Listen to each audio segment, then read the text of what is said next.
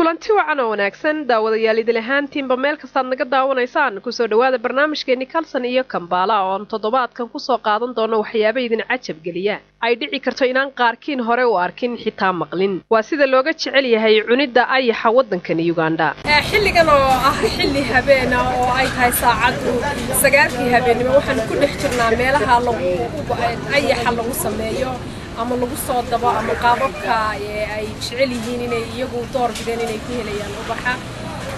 ala marka ay bilaabato 9 habeenimo ayay sameeyaan oo jiingadahan iyo foostooyinkan iyo dababkan isku shidaan iyo leerarkan aad arkaysaan kadib waxay ku helaan ugu yaraan 600 markay u yaryihiin marba 2,000 ayay ku helaan laakiin waxay jirta meelo kale oo farabadan oo ay leeyihiin waana xilliga uu soo go'o bishan ay ku jira khaasatan waa bisha aad loo helo loona isticmaalo inkastoo ay sheegeen haddii la waayo annagu hilibka iyo kalluunka iyo digaaga iyo waxaasoo dhan naanfacaya laakiin waxa kaliya naanfacaya waa bishan iyo bishan ku xigta iyo 6 bilood ee sanadka oo laga bilaabo bishan ayaanu helnaa ayaxan intaasna waa waxa ugu wanaagsan ee aanu إذا كنا وعدتك كجنا عصابة أي حاجة وين تنامي؟ وين تنامي؟ كيف؟ على فوق الخيل ينقل. سنة. على فوق نبات ينقل. موجة ينقل. Awali kuza moja kadisi yunza juu nasende inakupunda chiji wanapima kiasi ya spuni hivi ama unaweza kala waxaan odan la taaganahay dadka ka ganacsada ayaxa mase habaari una ingapi kama usiku kapata na ingapi itakuwa moja waxaan ka shaqeeyaa oo bahalkan oo kaliya oo shaqo kale oo aan hayaa ma jirto maana yake ngapi wanaweza kupata dadku halkan jiblad ahaan bay iga qaataan oo marka ay iibinayaan suuqa waxay iga qaataan jiblada jawaano iga qaataan ama yangu hapa tosha hapa tunaweza kupata fasi nyingine haddii aan halkan uga waayo qofka tirada uu doonayo cadadka uu doonayo waxaan u hayaa meelaha kale aan ku iibiyo kwa ajili sisi watu wa Uganda tuko na friendship waxa qaata dalalka dariska la ay Uganda oo aad u jecel bahalkan oo isticmaala ayaha relationship because ama hapa napata mwenye anaweza kutosha naweza kwenda kwa wenzi yangu nasema niko na customer kutoka Somalia anataka kiasi hivi waxa isticmaala dadka Soomaalida ee halkan ku dhashay qaarkood laakiin Soomaalida ka timaada wadanka Soomaaliya inta badan ma isticmaalaan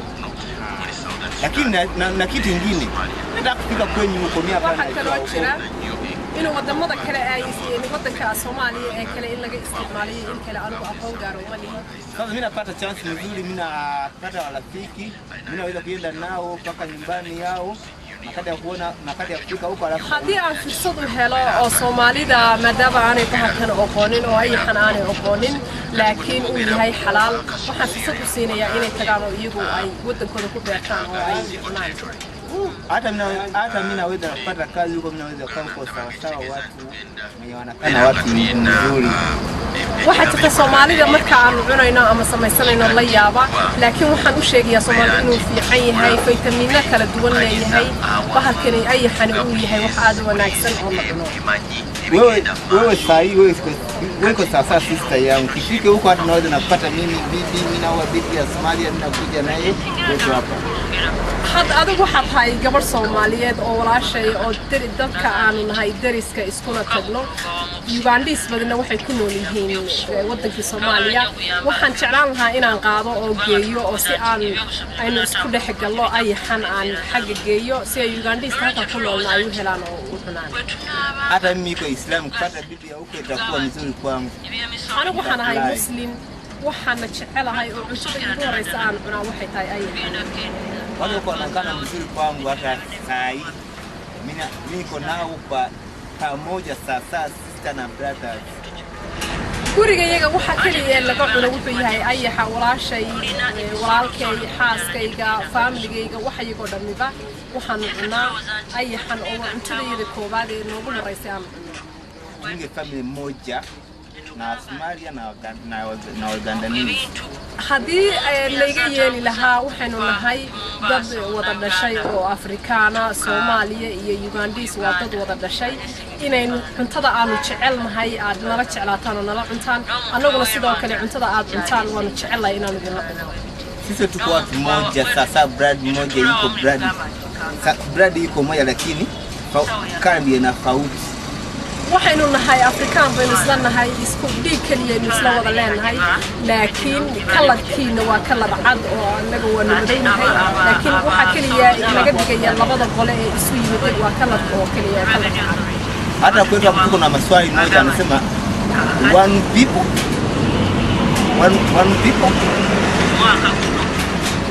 wanasema one Uganda one people Uganda oo dhami waxay isla wada yihiin hal qof sasa kwetu hapa tunakaribisha kila mgeni kila mtu mwenye anaweza kufika hapa tunakaribisha yeye hata nyumbani tunaweza haddaanu nahay dadkan Uganda ku nool waxaanu jecelahay inaanu qof kasta oo waddanka iyaga yimaada aanu soo dhaweyno si wanaagsan u soo raro laakiin waxa ugu horeeya aan jecelahay ee anigoo shakhsi ahaan aan kusori lahaa waa ayaxan oo ayaxanna waxa weeye cuntada koobaad ee waddanka laga isticmaalo sasa tunaona sisi hapa kila mtu akuja hapa wewe kusema wewe ama unafika hapa utanunua citizenship kufika hapa hivi kujua lugha yetu mara moja hawezi hata kila kitu moja tuleta kitu huko Ugandanizi ama hii kufika hapa kujua lugha hadii ay awoodi ahaan lahayd waxaan jeclaan lahaa inaan anigu afka Soomaaliga barto si aan dadkan businesskayga ballaaran ee ayaxa aan ka ganacsado aan u barto iyaga Soomaalida laftirkooda inay luqadayda qaataan oo bartaan si aan ugu kala iibsano marka ayaxa aan iibinayo afka iyaga hooyo ama afkooda Soomaalida ama afkan waddanka ama qof kasta oo waddanka yimaada afka uu ka hadlayo aan isdhexgalno isna barano si aan aniga khaasatan ganacsigaygan aan ugu helo waqti fiican iyo wadamo badan ka dejin kwa ajili hapa mtu kufika hapa hivi anaweza kuwa rafiki hata na kushinda brad anaweza kuwa rafiki yako na kushinda hata brother yako ama sister yako waan ku faraxsanahay inaan caawad soo booqataan ninkoo Soomaaliya oo xiiseynaya inaad ogaataan macnaha uu leeyahay ayaxa wanapima kiasi ya spoon hivi ama unaweza kala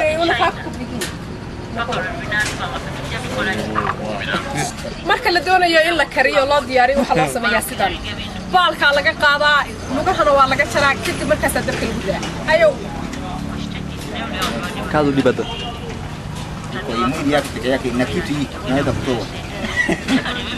hadda kale waxa la rabaa in dabka lagu rido oo la kariyo baalka waa laga jaray wixii oo dhan waa laga jaray bayay nitoe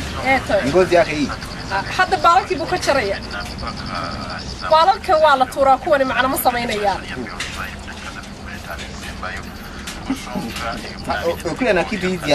utamu yake hakuna ile kibado toa indaha umeona hii macho yake macho yake wanakula mara moja hapa ndio macho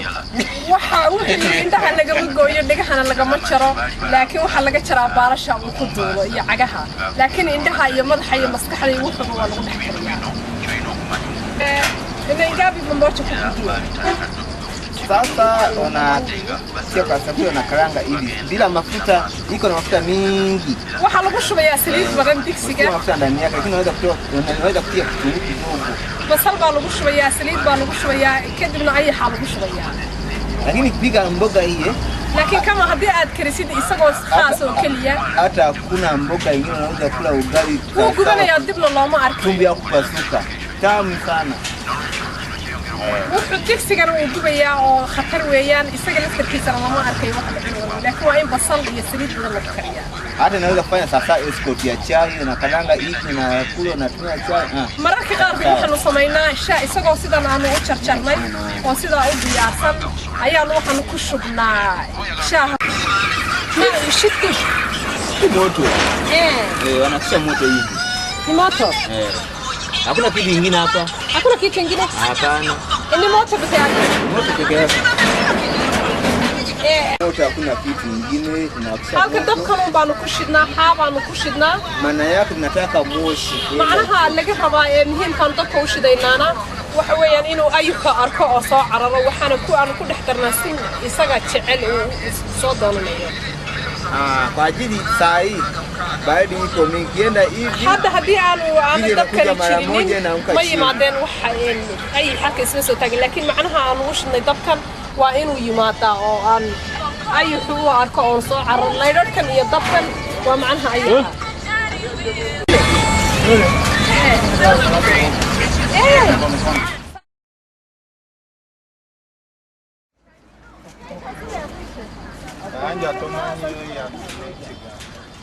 Bye bye. Anasema tafuta kwake bibi ya Somalia nafasi ya kuja usiku naye atakuoa yeye sio wewe. suuqyada waaweyn ee ku yaala waddankani Uganda gaar ahaan magaalada Kampala ayaa waxaa jirta inuu suuq ka midi u gaar yahay ayaxa oo lagu kala iibsado ayaxa cunitaankiisa ayaa waxaa jecel dadweyne aad u tiro badan oo marka aad weydiisid sababta ay u cunaan ayaxa ku sheegaya inuu yahay mid aad u faa'iido badan isla mar ahaantaana leh faytamiino kala duwan dadkan ka ganacsada ayaxa ayaa aad ugu faraxsan dhaqaalaha ka soo gala ayaxa laga iibsado inankan yar oo lagu magacaabo Ways ahna dadka ayaxa ka ganacsada ayaa ii sheegay inuu aad ugu faraxsan yahay ka ganacsiga ayaxa una tilmaamay inuu ka helo dhaqaale fiican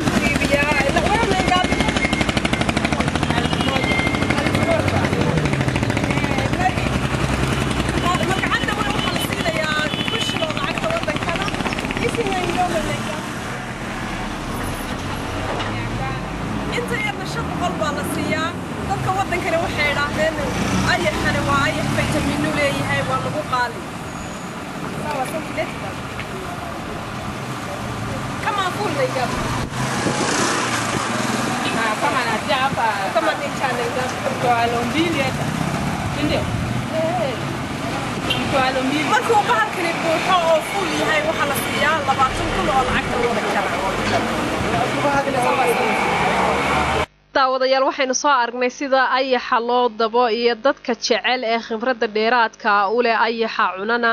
iminkana waxaanu ku dhex jirnaa mid ka mid ah suuqyada waaweyn ee magaaladani Kampala ee lagu iibiyo ayaxa waxay indhihiinu qabanayaan dadweyne aad u tiro badan oo mashquul ku ah iibsashada ayaxa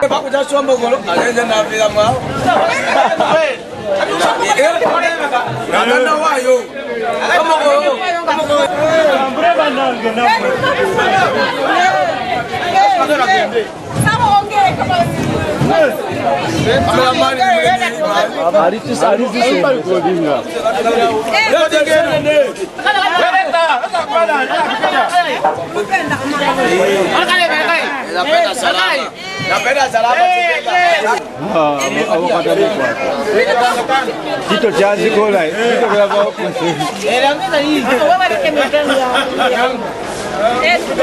Abaja kubwa yuko wapi? Sasa leo kama nimege hapo namba tena. Agora como se Yeleke yao. Yawa. Wewe mnakula ndege? Somali mingi sana. Natoa mazi. Yeso za magazi ndo duka. Sasa kemba ndio kwa kazi ya Somali. sasa wewe Somali anapenda sana, mimi anapenda sana. Somali yote. Somali ya Kampala kukula maamadani waxay ku celcelisay inay jeceshahay ayaxa isla mar ahaantaana aanay cunteen cunto kale haddii ay mar walba helayso laakiin waxay sheegtay nasiib darro ma helo mar kastaba ee sanad weliba marka la gaadho bishan ayuu noo soo bilaabmaa ayux daawadayaal dadkan kale aad arkaysaan ee farxadda iyo rayraynta wejigooda ka muuqato waxay ku faraxsan yihiin ayaxan ay heleen kelmadahay ku dhawaaqayeenna waxaa ka mid ahaa haddii ay soomaalidu fahansan tahay ayaxa micnihiisa marnaba may dhaafeen allena waxay ugu mahad celiyeen ayaxan uu siiyey Bitanu ngenda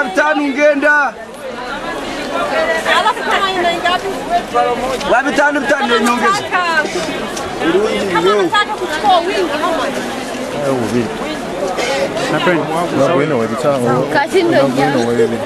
Sorry. Nikuja huko, mimi nataka gunia moja. Maliza piki changu kama malize. waxay siinaysaa lacagta wadankan ku shilin laakiin haddii laga iibsanayo wax badan oo jawaano laga qaadanayo waa 100,000 weli daawadayaal waxaynu bartamaha kaga jiraa suuqa weyn ee lagu iibiyo ayaxa maamadani waxay sheegtay inay ayaxa ka ganacsato isla mar ahaantaana iyadu ay ku iibiso jamlo waxay tiri jawaanadan waaweyn aad arkaysaan waa ayax maalintiina waxaan helaa 100 jawaan haddana markaba way iga dhammaadaan sababta keentayna xilligan oo ayaxu soo go'aa qaali lamana kala helo weli daawadayaal waxaynu bartamaha kaga jirnaa barnaamijkeena aynu kaga hadlaynay ayaxa wadankan Uganda sida looga isticmaalo hadda waxaanu soo booqanay maamadan oo ah dadka ayaxa aad u xiiseeya aadna u cuna waanu gurigeedna ku soo booqanay wayba karsanaysaa xilligan maama habaari anaytanan Naima. Naima rafaynin Napiga senene yangu. waxaana karinayaa ay xibaan rabaa inaan kariyo oo magaciisana loo yaqaano in badanna waan idiin soo sheegnay senen waxaynu daawan doonaa qaabka ay u karinayso iyo waxyaabaha ay ku karinayso inapige daawadayaal waad aragtaan saliid bay ku shubtay markii ugu horeysay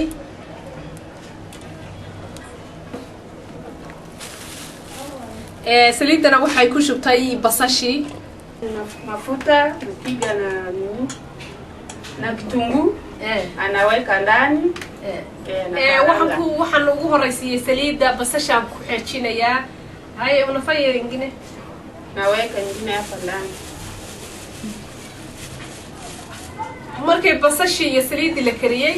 haddana waxaa la kariyay oo lagu dul shubay ayaxii daawadayaal waad arkaysaan sidaasaa loo kariyay ayaxa saliid iyo basal kaliya lagu shubay iyo milixna waa lagu shubaa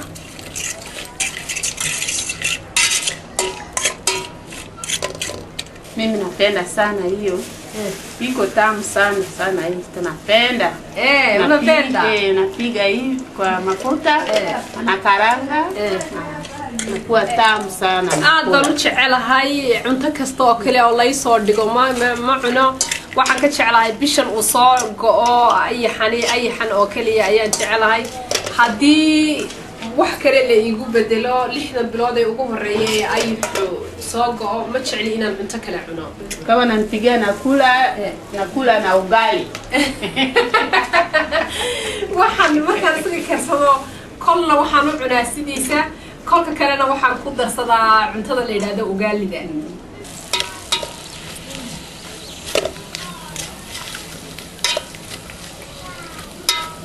napiga nakula na ugali nakuwa tamu sana niko na ugali nakuwa tamu saa 6 napiga hata subuhi wewe nakula waxaan cunaa oo xiliyada igu wanaan cuno oo sida caadi ahaan dhaqankaygu yahay waxaan cunaa tuhurka qadadan waan ku qadaynaa waanuna ku cashaynaa dad waxa jira kale oo cuna xiliyada subaxdii 3 waqti baan wax kala cunaa kama na maliza kukaranga mzuri hata asubuhi wewe nakula saa 6 wewe nakula nayo ugali hata jioni wewe nakula kama ukishakuwa tayari tu wewe nakula marka marka hore intaan dabka lagu shubin ama la shiilin waxaad dareemaysaa ur qarmoon inuu leeyahay laakiin marka la shiilo oo la diyaariyo xilligaas wuxuu isku bedelayaa ur aad u udgoon sida hilibka la shiilay oo kale ayuu iko diyaar ma iko diyaar hadda nagu diyaar garoobay wuu bislaaday already waa laga qaaday dabkii نوفتني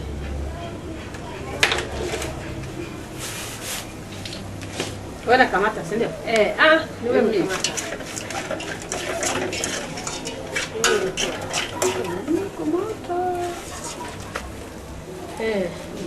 كماتا يجي وضعت داوديال مامدي way karisay haddana way cunaysaa